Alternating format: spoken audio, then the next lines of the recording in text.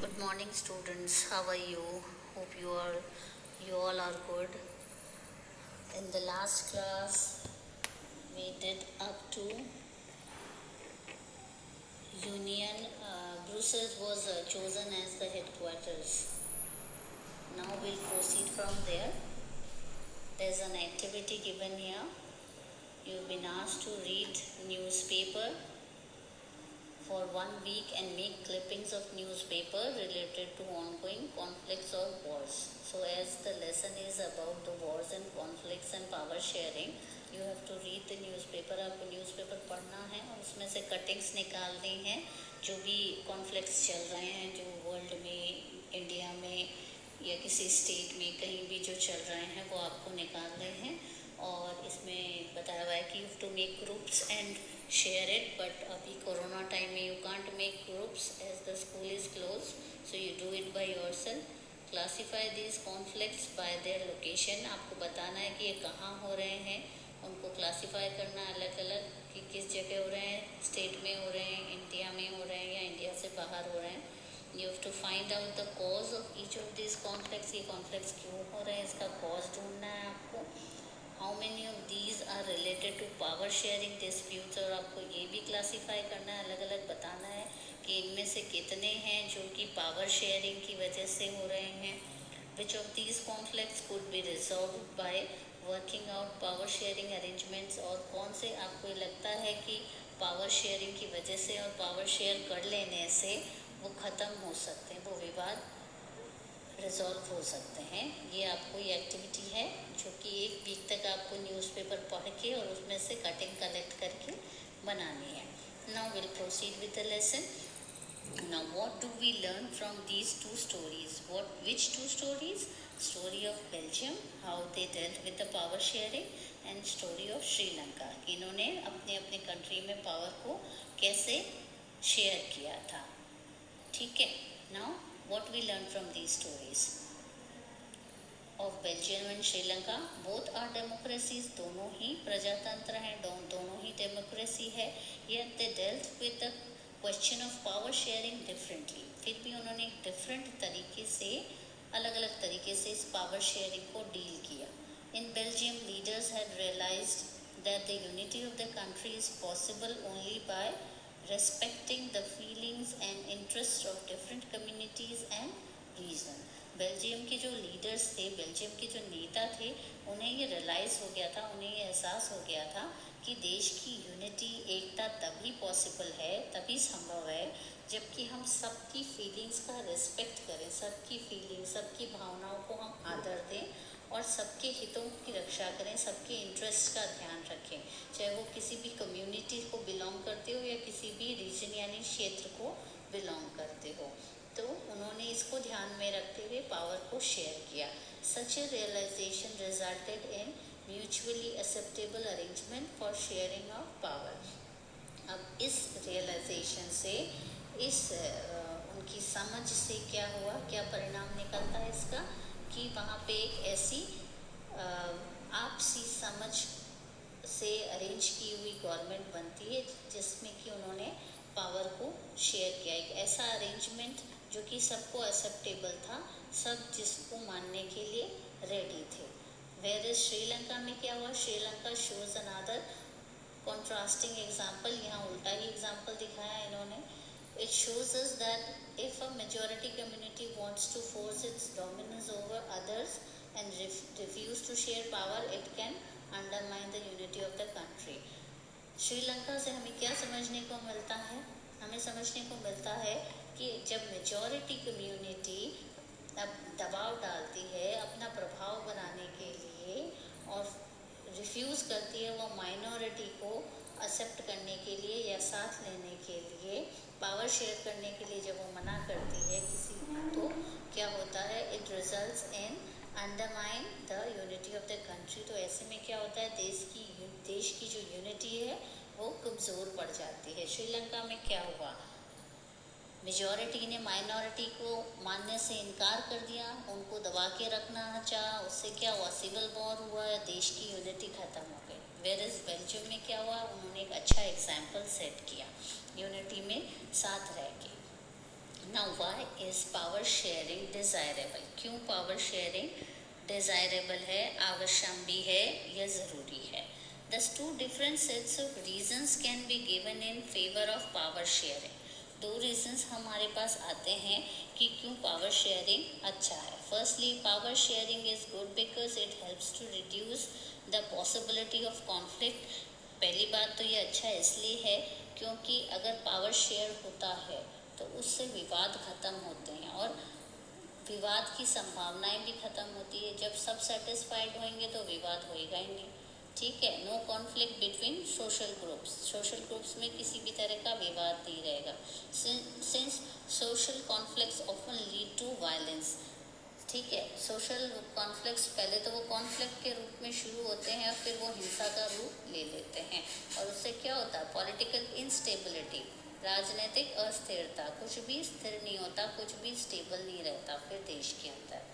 So power sharing is a good way to ensure the stability of political order. इससे क्या होता है? Power sharing बराबर होने से पॉलिटिकल ऑर्डर बना रहता है, स्टेबल रहता है, बैलेंस बना रहता है. Imposing the will of majority community over others may look like an attractive option.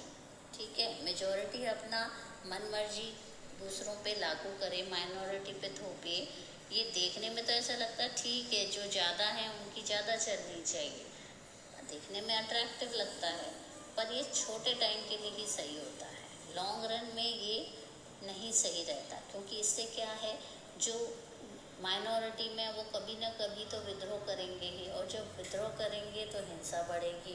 तो ये इससे क्या होगा? देश की यूनिटी ख़त्म हो जाएगी. एंड ऑफ द डे क्या होगा? देश में एकता ख़त्म हो जाएगी. तो ऐसा तो नहीं होना चाहिए. Now there is a cartoon given in the same page. You can see this is German government. उसमें आप देख रहे हो बस बनी है ओल्ड डिज़ाइन की and which has got 2 steerings. अब इस कार्टून में क्या दिखाया गया था? Cartoon at the left refers to the problems of running the Germany's grand coalition government that includes the two major parties of the country, namely the Christian Democratic Union and the Social Democratic Party. इसमें इन दोनों पार्टियों को दर्शाया गया है अलग अलग कि वो साथ में ही गाड़ी चला रही हैं. गाड़ी किसकी? गवर्नमेंट ऑफ जर्मनी की गाड़ी चला रही हैं और दोनों मिलके 2 स्टीयरिंग से वो गाड़ी चला रहे हैं. The 2 parties are historically rivals to each other. ये दोनों ही जो इतिहास इनका रहा है वो एक दूसरे के राइवल रहे हैं, ऑपोजिट रहे हैं. They had to form a coalition government because neither of them got clear majority of seats on their own in 2005. ऐसा 2005 में हुआ था कि दोनों को ही मेजॉरिटी नहीं मिली थी और उनको मिलजुल के गवर्नमेंट बनानी, उन लोगों को मिलजुल के गवर्नमेंट बनानी पड़ी थी, कोलिशन करना पड़ा था. Okay. They take divergent positions on several policy matters. कई जगह ऐसे बिल्कुल कोई पॉलिसी मैटर में बिल्कुल विपरीत चलते थे, but still jointly run the government. फिर भी इन्होंने रास्ते निकाले और गवर्नमेंट को साथ में चलाया फॉर द टेन्योर, क्योंकि कोई और ऑप्शन नहीं था. तो ये पावर शेयरिंग का एक पिक्चर बना के, कार्टून बना के बताया गया है कि 2 विपरीत पार्टियां भी मिलकर उन्होंने गवर्नमेंट बनाई है और चलाई है बहुत सारे मतभेदों के बावजूद. So will proceed with the lesson now. Training of the majority is not just oppressive for the minority, it often brings ruins to the majority as well. अब सोचने में लगता है कि ठीक है, मेजॉरिटी जो है उसके पास सब कुछ है, वो सब कर सकती है, तो पर ऐसा नहीं होता है. जब मेजॉरिटी जो है ट्रेने पर उतराती, उत्पीड़न करती है माइनॉरिटी का और ऑप्रेसिव नीतियाँ अपनाती है, यानी दमनकारी, उनको दबाने की, माइनॉरिटी को दबा के रखने की तरीके अपनाती है, तो क्या होता है? ये आखिरकार में किस में बदलता है? रूइंस में, यानी बर्बादी के अंदर. सो इसमें बर्बादी होती है, इसमें मेजॉरिटी पे भी पूरा असर आता है, मेजॉरिटी की भी इसमें बर्बादी होती है. ठीक है. Now there is a second deeper reason why power sharing is good. एक और चीज़ है इसमें पावर शेयरिंग गुड क्यों है. फॉर डेमोक्रेसीज में पावर को शेयर करके क्यों चलना चाहिए. Power sharing is a very spirit of democracy की इसको आत्मा कहा जाता है. अगर हम डेमोक्रेसी में पावर शेयर करके नहीं चलेंगे तो वो डेमोक्रेसी ही नहीं कहलाएगी. A democratic rule involves sharing power with those affected by its exercise and who have to live with its effects. तो डेमोक्रेसी को किससे चलती है. जो पावर को एक्सरसाइज करते हैं और जो इसके इफेक्ट्स को झेलते हुए चलते हैं, जिन पे कि इसका अफेक्ट आता है उनका. सो दोनों ही होते हैं डेमोक्रेसी में. दोनों टाइप के पार्ट्स होते हैं. People have a right to be consulted on how they are to be govern. यहाँ पे लोगों को ये राइट होता है कि वो बताएं कि वो किस तरह से उन पे राज किया जाए या उनको गवर्न किया जाए. यानी वो अपने को गवर्न कराने के लिए ही गवर्नमेंट को चुनते हैं. हम गवर्नमेंट चुनते हैं अपने देश के अंदर. सपोज़ हमने किसी इलेक्शन में कांग्रेस को चुना तो हम चाहते हैं कि कांग्रेस किस तरह से वो अपना जब इलेक्शन होते हैं तो अपना पार्टी का वो लेके आते हैं रेजोल्यूशन कि हम जीतेंगे तो हम क्या क्या करेंगे. तो पब्लिक सुनती है, अलग अलग पार्टी अपना अपना एजेंडा देती है कि हम जीतने के बाद आपकी कौन कौन सी मांगें पूरी कर देंगे या हम क्या डेवलपमेंट कर देंगे. लोग क्या चाहते हैं उसके अकॉर्डिंग वो उसी पार्टी को वोट देते हैं जो कि उनसे उनकी ज़रूरतें पूरे करने के लिए वादे करती है. तो लोग यहाँ क्या कर रहे हैं, वो ये चुन रहे हैं, वो ये हेल्प कर रहे हैं बताने में कि वो किस तरह से गवर्न किए जाना चाहते हैं, कि कैसी पार्टी आए और उन पे किस तरह से रूल करे. एक तरह से रूल ही करती है तो वो लोग उनको बताते हैं. यानी हम जनता की कंसल्टेंसी लेते हैं, एक तरह से उनका सुझाव लेते हैं. ठीक है, पॉलिटिकल पार्टीज एक तरह से सुझाव लेती हैं, अपने एजेंडा रखती हैं, लोग उनको चुनते हैं जिनका काम वो चाहते हैं या जैसा वो चाहते हैं. तो एक तरह से उनका जनता का सुझाव लिया जाता है इसमें कि किस तरह के लोग चुन के आए और कौन पार्टी बना के सेशन चलाएं या राज चलाएं तब तक जितने टाइम के लिए वो इलेक्ट कर लिए गए हैं. A legitimate government is one where citizens through participation acquire a stake in the system. Legitimate means एक सही एक लीगल गवर्नमेंट कौन सी होती है जहाँ जो सिटीजन्स होते हैं वो एक तरह से पार्टिसिपेट होते हैं, भाग लेते हैं. वो एक तरह से they acquire stake in the system, मतलब वो हिस्सेदार होते हैं. हम अगर गवर्नमेंट चुन रहे हैं तो वो गवर्नमेंट हमने चुनी है और वो हमारी इच्छाएं पूरी करने के लिए राज करेगी या हमारी को जो वादे किए हैं, जो हम चाहते हैं और उन्होंने हमसे वादे किए हैं उसको पूरा करने के लिए वो गवर्नमेंट रूल करेगी. ठीक है. Let us call the first set of reasons prudential and the second moral. अब इसमें हम कहेंगे कि पहला वाला था वो पूरा विवेक से, अपनी अंतरात्मा से लिया गया या अपना विवेक अपने दिमाग को काम में लेके लिया गया decision. And second is on morals, नैतिकता पे लिया गया है. Okay. while prudential reasons stress that power sharing will bring out better outcomes. prudential जो रीजंस हैं वो रीजंस देते हैं कि पावर शेयरिंग के रिजल्ट कैसे अच्छे होंगे, जैसे कि बेल्जियम का एग्जांपल है. ठीक है. moral reasons emphasizes the very act of power sharing as valuable. वो दूसरा सदाचार पे निर्भर करता है कि moral values क्या है. What are the outcomes? Moral reasons emphasize that very act of power sharing as valuable. वहाँ पे moral reasons रखना essential होता है. So पावर शेयरिंग किस तरह से इम्पोर्टेंट है और उसका नहीं होने से क्या नुकसान होता है और होने से क्या फ़ायदे होते हैं. I hope you have understood by now. Now again there is an activity given below. Annette studies at the Dutch medium school in the northern region of Belgium. Northern region of Belgium में वो एक Dutch medium school में पढ़ती है। Many French speaking students in her school want the medium of instructions to be French. बहुत French बोलने वाले बच्चे वहाँ चाहते हैं कि स्कूल का मीडियम जो है फ्रेंच हो जाना चाहिए। Selvi studies in the school in the northern region of Sri Lanka. Selvi एक स्टूडेंट है जो नॉर्दर्न रीजन ऑफ श्रीलंका में रहती हैं।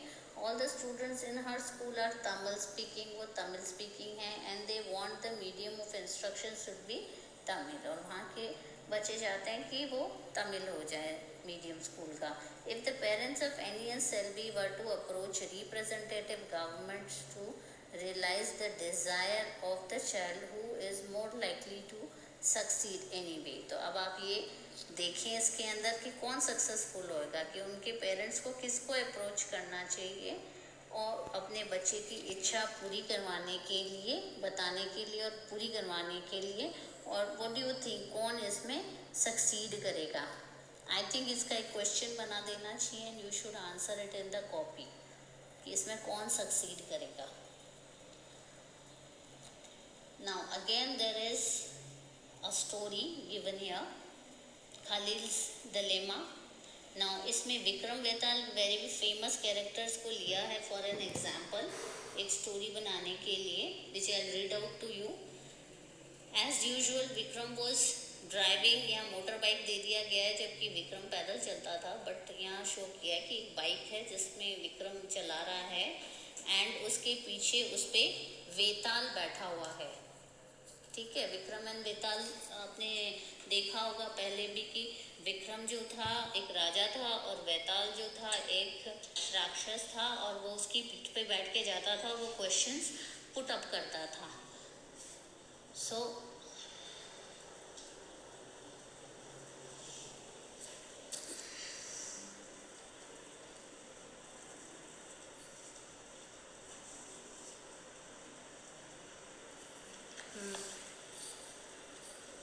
तो वो क्वेश्चंस पुट अप करता था, विक्रम उसका आंसर करता था। Now as usual Vetal started telling Vikram a story to keep him awake while driving. तो यहाँ पे बताया कि विक्रम उसको वेताल स्टोरी सुनाता विक्रम को, तो उसको जगा हुआ रखने के लिए। This time the story went as follows. वो स्टोरी किस तरह से है, I am going to read out to you. Again there is a question in the end which you have to answer. In the city of Beirut, now they have taken example of a city of Beirut. There lived a man called Khalil. वहाँ पे एक आदमी रहता था Khalil Beirut में। His parents came from different communities. उसके parents जो थे वो डिफरेंट दो अलग अलग संप्रदायों से थे। His father was an orthodox Christian. उसके फादर जो थे एक रूढ़िवादी क्रिश्चियन, पुरानी विचारधारा वाले क्रिश्चियन फैमिली से थे। And mother was a Sunni Muslim, mother एक सुन्नी मुस्लिम थी। This was not so uncommon in this modern cosmopolitan city. Now what is a cosmopolitan city? जहाँ पे different sections of society रहते हैं, तो ऐसी एक सिटी में वो लोग रहते थे और ये कॉमन सी बात होती थी, डिफरेंट कम्युनिटीज़ के लोग वहाँ पे एक साथ मैरिज करके साथ में रहते थे। People from various communities that lived in Lebanon came to live in its capital.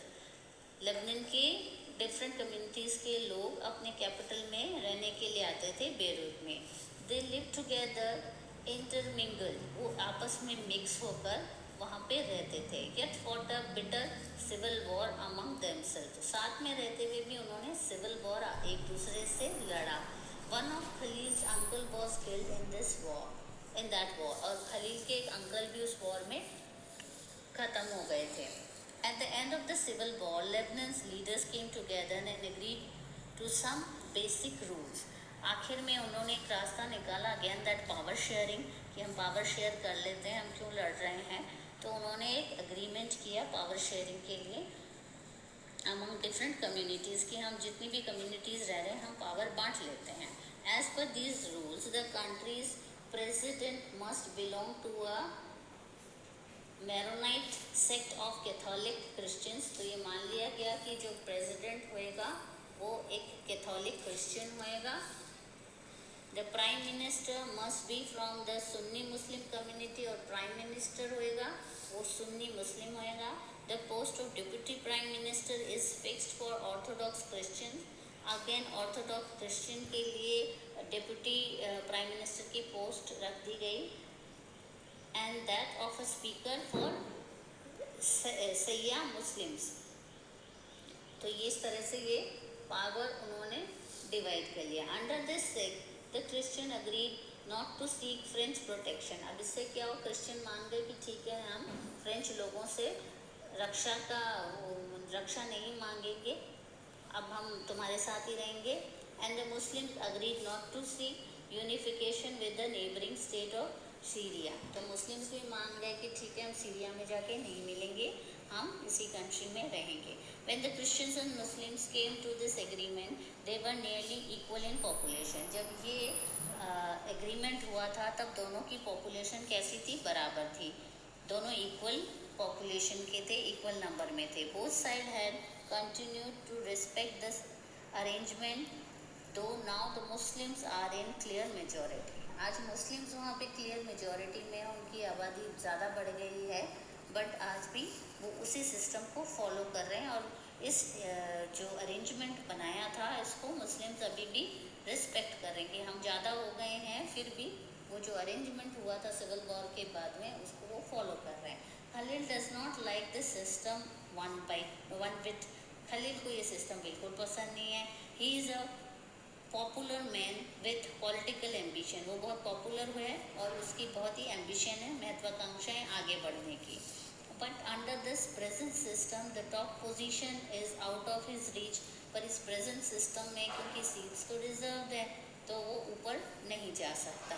He does not practice इधर हिज फादर्स और मदर्स रिलीजन। वो न मदर का रिलीजन फॉलो करता है न फादर का, लाइक न तो वो क्रिश्चियनिटी फॉलो करता है न तो इस्लाम फॉलो करता है। And does not wish to be known by either. और न तो वो पहचाना जाता है एक मुस्लिम के नाम से न क्रिश्चियन के नाम से। He cannot understand why Lebanon cannot be like any other normal democracy. अब उसके ये समझ में नहीं आता कि लेबनान किसी दूसरी डेमोक्रेसी, जैसे इंडिया भी एक डेमोक्रेटिक कंट्री है तो ऐसी किसी दूसरी डेमोक्रेटिक कंट्री के रूल्स क्यों नहीं फॉलो कर सकते। जस्ट होल्ड एन इलेक्शन, उसके अनुसार सिर्फ एक इलेक्शन होना चाहिए। And allow everyone to contest, उसमें सबको ये कॉन्टेस्ट करने का अधिकार होना चाहिए। जो खड़ा होना चाहे इलेक्शन में वो जाए और टिकट लेके खड़ा हो जाए। And whoever wins maximum votes gets the president, becomes the president। और जिसको सबसे ज़्यादा वोट मिले, जो जीते वो प्रेसिडेंट बन जाए। No matter which community he comes from, चाहे वो किसी भी समाज किसी भी समुदाय से आया हो। Why can't we do that like in other democracies of the world? जैसा कि डेमोक्रेसीज में वर्ल्ड में होता है। क्या होता है, इंडिया में भी यही होता है। कोई भी बंदा जाके टिकट ले सकता है, किसी पार्टी को ज्वाइन करके उस पार्टी से टिकट ले सकता है, या जो है एक इंडिपेंडेंट कैंडिडेट की जैसे भी खड़ा हो सकता है, जो कि कहलाता है निर्दलीय। तुमने सुना होगा निर्दलीय उम्मीदवार, यानी वो किसी दल का नहीं है। सो जो बिना पार्टी के, किसी पार्टी को ज्वाइन किए बिना भी कोई बंदा जाके इलेक्शन में खड़ा हो सकता है, वोट मांग सकता है। अगर वो पॉपुलर है तो उसको वोट मिलेंगे और वोट जो ज़्यादा जीत जाएगा उसको पोजीशन भी मिलती है। फिर वो किसी पार्टी के साथ चला जाता है, कई बार सपोर्ट दे देता है, कई बार किसी पार्टी को ही ज्वाइन कर लेता है।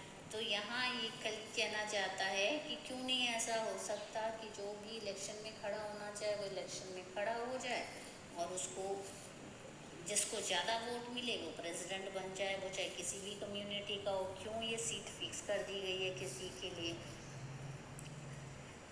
His elders who have seen the bloodshed of the civil war tell him that the present system is the best guarantee for peace। जो उससे बड़े हैं जिन्होंने पहले सिविल वॉर को देखा था वो उसको ये समझाते हैं कि नहीं ये बेस्ट सिस्टम है, इससे शांति बनी रहेगी, गारंटी है शांति की।